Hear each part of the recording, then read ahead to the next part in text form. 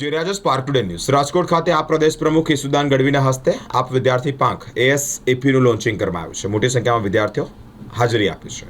ગુજરાત વિદ્યાર્થીઓ એએસએપી સાથે જોડાઈ રાજકારણમાં બદલાવ લાવવા માટે ઈસુદાન ગઢવીએ આહવાન પણ કર્યું છે। યુવાનોને ક્રાંતિનો ભાગ બનવા આપના વિદ્યાર્થી પાંખ એએસએપીમાં જોડાવા આમંત્રણ પણ આપવામાં આવ્યું છે। આપ નેતા ઈસુદાન ગઢવીની હાજરીમાં ભાજપ અને કોંગ્રેસના કાર્યકર્તાઓ આપમાં પણ જોડાયા છે। ગુજરાતમાં તમામ કોલેજમાં, યુનિવર્સિટીમાં, હાઈસ્કૂલમાં વિદ્યાર્થીઓનો અવાજ બનશે એએસએપી।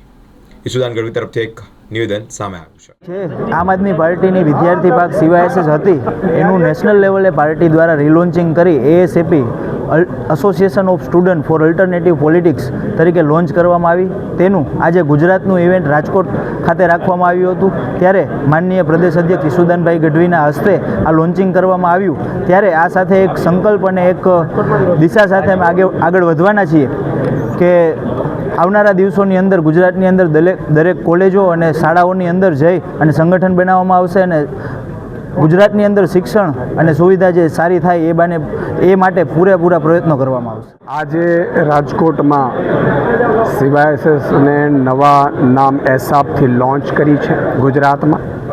આજે રાજકોટની આખી ટીમે અને ખૂબ બધા વિદ્યાર્થીઓ એમાં જોડાયા છે।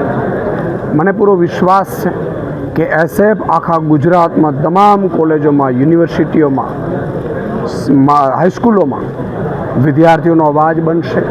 સામાન્ય રીતે અત્યાર સુધી રાજનીતિ એવી ચાલતી હતી, ભાજપ કોંગ્રેસવાળા હોય પોતાના સગા સંબંધીઓને જ ટિકિટ આપે, એમના જ લોકોને આગળ લાવે।